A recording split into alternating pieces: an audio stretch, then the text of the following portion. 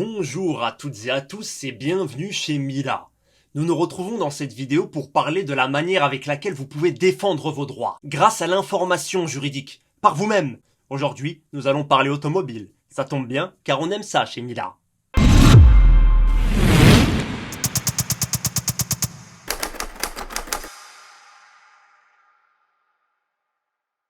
Cette histoire est celle d'un Français, Julien, qui, comme beaucoup d'entre nous, a décidé de franchir la frontière pour aller chercher son véhicule en Allemagne, car parc automobile bien plus grand et prix plus compétitif. Son dévolu se porte alors sur une superbe A45S AMG, 421 chevaux, le 4 cylindres le plus puissant du monde, en 4 roues motrices. On regrettera néanmoins le prix catalogue pour ce type de cylindrée, mais ce n'est pas le sujet.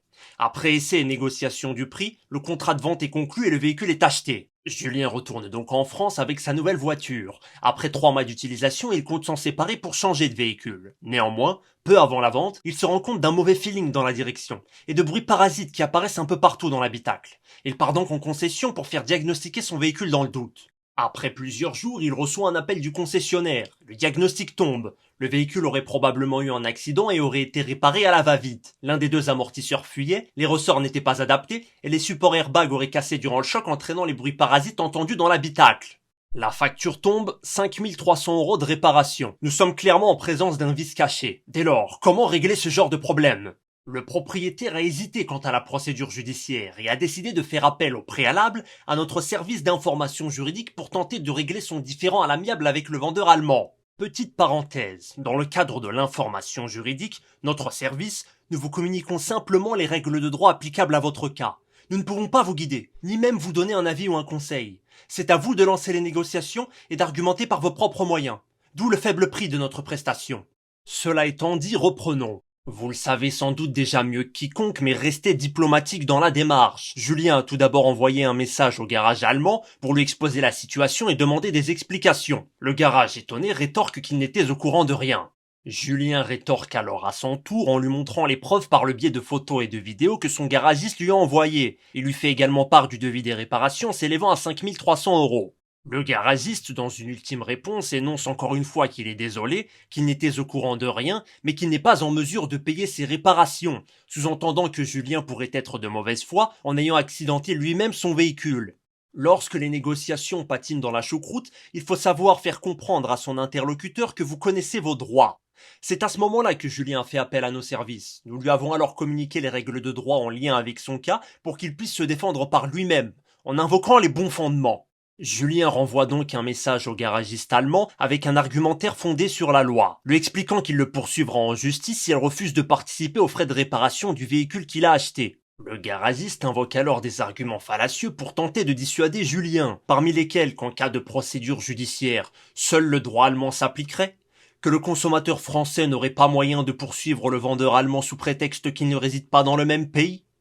Cependant, il commence à faire un premier pas en proposant au titre de sa seule bonne volonté de prendre en charge 1000 € sur les 5300 € de réparation du devis. Julien apprécie le geste mais le compte n'y est pas. Il pose alors un ultimatum au garagiste lui faisant comprendre qu'il devrait régler une part prépondérante de ses réparations, car la vente de son véhicule était urgente, ou, le cas échéant, qu'une procédure judiciaire serait initiée à son encontre. Face à l'évidence, le garagiste cède. Il propose alors à Julien de prendre en charge la majeure partie des réparations à hauteur de 4200 €. Julien souhaitant vendre son véhicule rapidement et éviter une longue procédure judiciaire, il accepte le compromis et décide de régler son différend à l'amiable, qui aura duré en tout 1 semaine. Pour conclure, comme vous avez pu l'entendre durant cette anecdote, l'information juridique permet d'arracher des compromis, pour tenter de régler son différend avec autrui rapidement. J'attire néanmoins votre attention sur le fait que la négociation par l'information juridique n'est pas infaillible. J'entends par là que lorsque vous parvenez à un compromis, vous devrez parfois renier une partie de vos droits si vous voulez régler votre problème juridique très rapidement. Par conséquent, le garagiste allemand aurait très bien pu insister et ne pas rembourser le prix des réparations, tout comme il aurait pu rembourser la totalité, ou bien, dans le cas de Julien, un remboursement partiel à hauteur de 80%. Néanmoins, si jamais la tentative échoue et que le garagiste allemand ne veut rien savoir, voici quelques informations juridiques si vous comptez vous lancer dans une procédure judiciaire. Soyons très simples. Dans ce cadre, nous sommes donc en présence d'un litige de droit international. Pourquoi ? Car nous avons un garage allemand et un client français. Il y a donc ce qu'on appelle un élément d'extranéité. Cet élément d'extranéité peut être caractérisé par exemple par la nationalité différente des parties, en l'occurrence un Allemand et un Français. Plusieurs questions préalables doivent être posées. Devant quel juge faut-il aller? Et quelle loi va-t-on utiliser pour régler votre litige?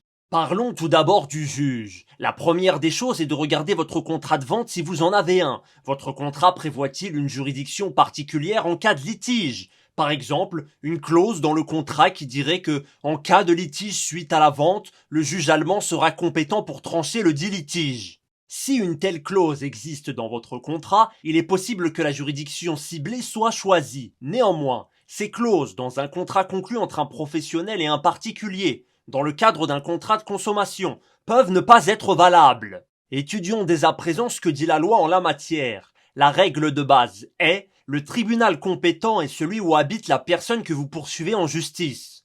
Exemple, vous poursuivez un garage allemand, le gérant est domicilié en Allemagne, la procédure se déroulera donc devant un tribunal allemand. Cependant, il existe une exception à cette règle, c'est-à-dire que votre litige peut être amené à être tranché par un juge français si deux conditions sont réunies.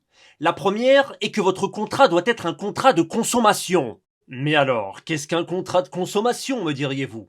Le contrat de consommation peut être défini lorsqu'une personne, vous par exemple, agissez pour vos besoins personnels, donc sans aucun lien avec votre activité professionnelle, pour l'achat d'une chose, un téléphone, une voiture, moyennant le paiement d'un prix.